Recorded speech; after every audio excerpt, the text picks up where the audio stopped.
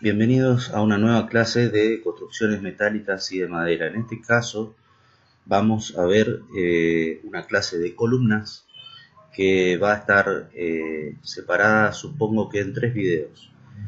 Empezaremos primero con el dimensionamiento de una columna de sección simple, es decir, con un solo perfil.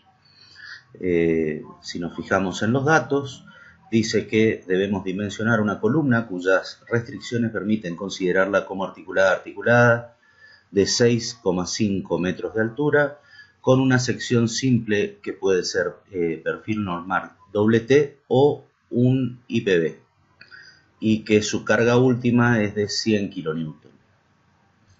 El hecho de que consideremos la columna articulada hace que los coeficientes de pandeo sean igual a 1, por lo tanto las longitudes de pandeo sean iguales en los dos sentidos. Por lo tanto, es obvio que trabajaremos en el sentido de la mínima inercia. Aquí el ejercicio dice que comenzaremos tratando un perfil normal T. Y bien, la forma de dimensionamiento es suponiendo un valor de la esbeltez en el sentido que se quiera verificar o que se quiera dimensionar, y que en este caso lo hemos adoptado igual a 120.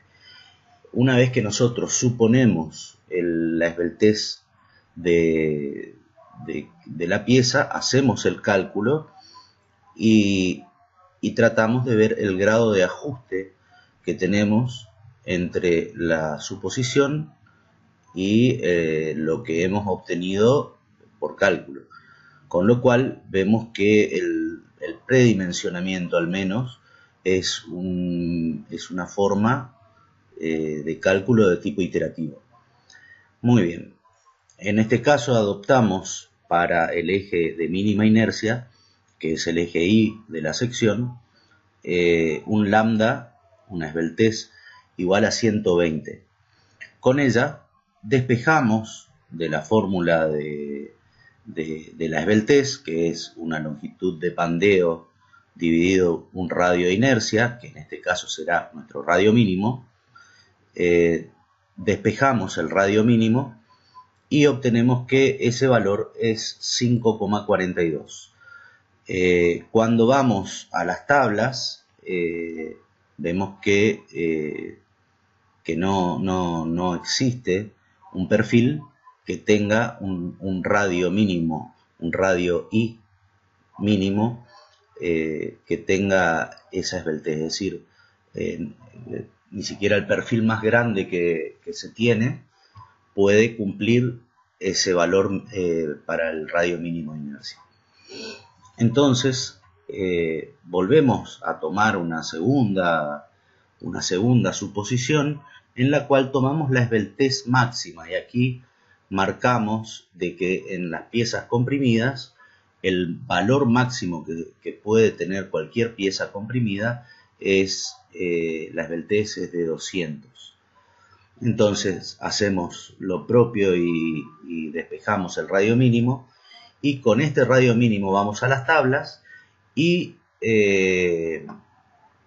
comprobamos de que un perfil normal T 425 sería el que cumpliría con ese radio mínimo. Eso significa un perfil de 425 milímetros de altura, lo cual es excesivo para lo que nosotros pensamos. Entonces vamos a proponer el cambio de sección. En vez de un perfil T, vamos a utilizar un perfil IPB o un perfil Gray. Estos perfiles tienen la característica de ser de tener una esbeltez muy parecida, tanto en un sentido como en el otro sentido. Y han sido ideados, han sido diseñados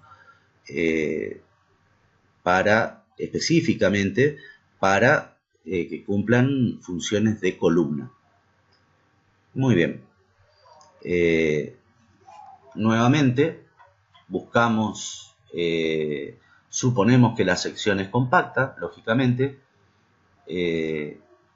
y con ese valor de lambda i 200 vamos a calcular la esbeltez adimensional que se calcularía en el sentido del eje y.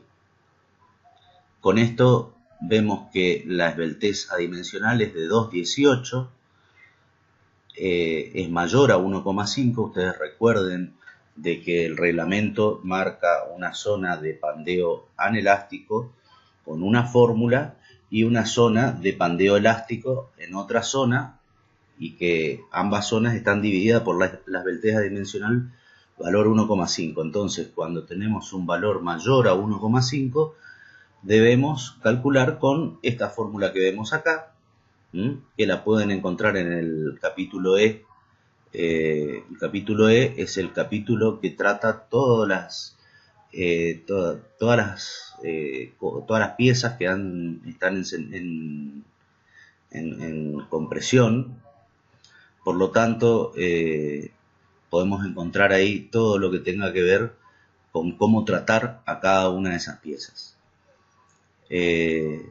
Bueno, en el artículo E2 está cómo hacer un cálculo sencillo, y en ese artículo está lo que les marcaba de la separación entre la zona elástica y la zona anelástica, o la zona plástica.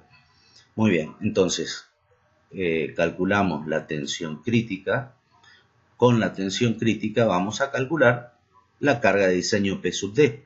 La carga de diseño es igual al coeficiente de resistencia, que vale 0,85, por la carga nominal. Y la carga nominal es sencillamente el área del perfil multiplicado por la tensión crítica, es decir, de la fórmula de compresión simple, solamente que aplicándole la tensión que produce el pandeo. Como vemos, esta carga de diseño, para que estemos en buenas condiciones, tiene que ser mayor que nuestra carga PU. Entonces, despejando de allí el área bruta de la sección, vemos que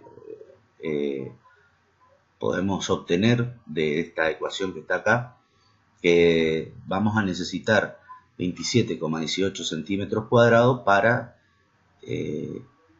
que se cumpla esta condición de aquí, la condición de la carga de diseño.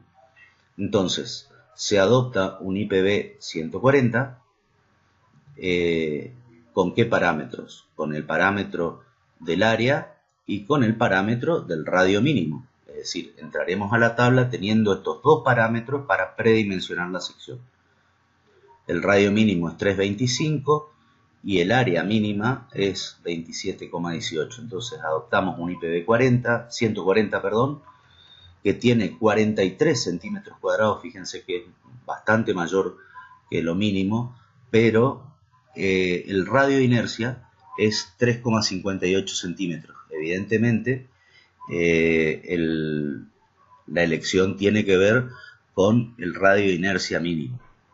En este caso, no siempre puede ser así.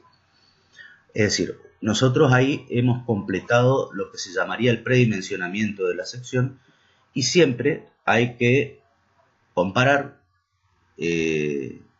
lo que se ha adoptado, es decir, hacer la verificación de la sección. Para esto nosotros hemos hecho una suposición que la sección era compacta.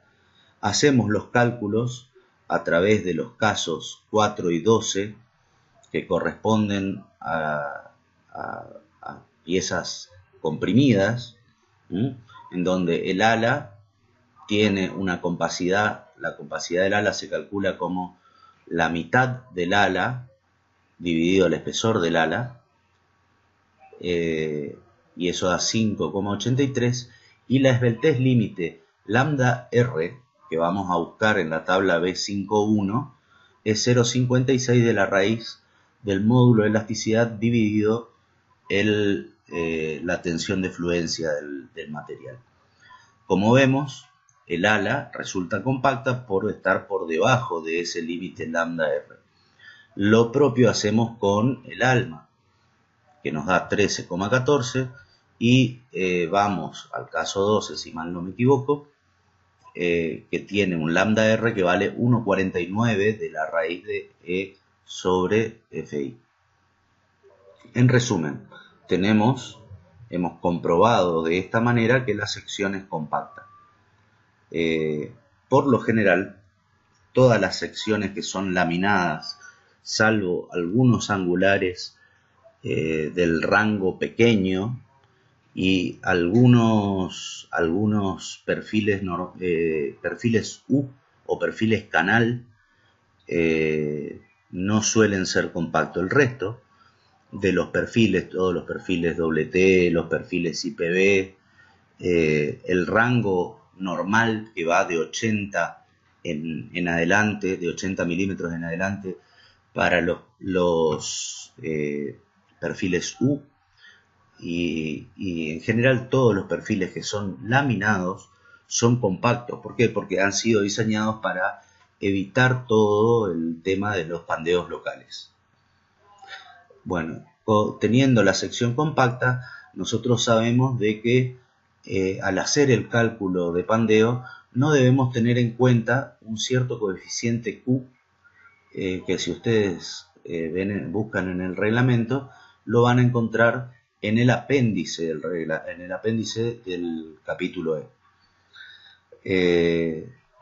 La resistencia de diseño se calcula nuevamente con la misma fórmula, es decir, recalculamos lambda I, que habíamos supuesto igual a 200, y nos da con los datos reales, ¿no?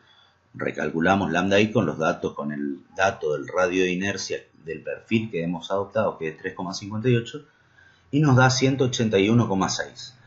Evidentemente el grado de ajuste no es el mejor, dado que nosotros habíamos supuesto un lambda inicial de 200, pero como este valor es menor a ese valor de 200, lo podemos aceptar y seguimos adelante con la verificación. Aquí vemos el cálculo de la esbeltez adimensional nuevamente sobre el eje Y, pero ahora utilizando el parámetro de esbeltez lambda I que hemos calculado en el paso anterior. La esbeltez adimensional lambda C nos da 1,98, sigue siendo mayor a 1,5, estamos en la rama elástica de nuestra curva de falla. Todos estos conceptos están vertidos en la teoría de la materia, así que bueno, pueden ir a la teoría y leerlos. La tensión crítica se sigue determinando mediante esta fórmula de acá.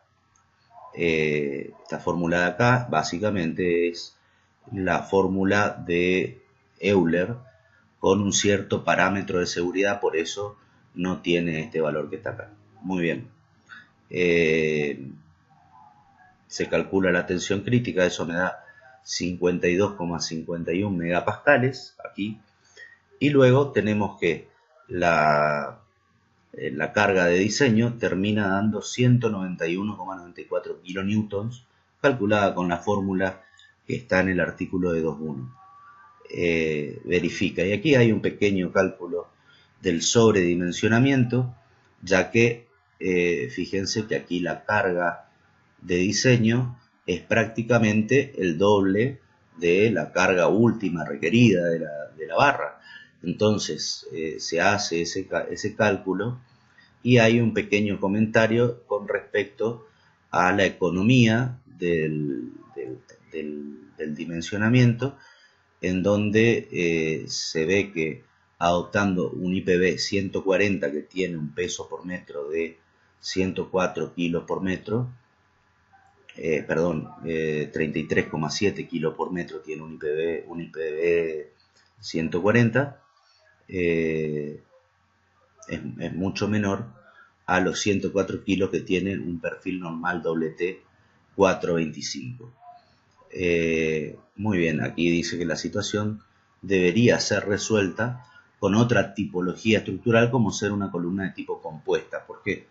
Y porque tener un 90% de sobredimensionamiento no es una buena resolución. La cosa concluye en que, habiendo hecho el cálculo con un perfil más pequeño, no verificamos las condiciones, es decir, es el perfil más pequeño que tenemos para solucionar el problema. Muy bien, con esto terminamos la primera parte del video, que corresponde a columnas simples. Ahora pasaremos en el segundo video a las columnas de tipo compuestas de grupo 5.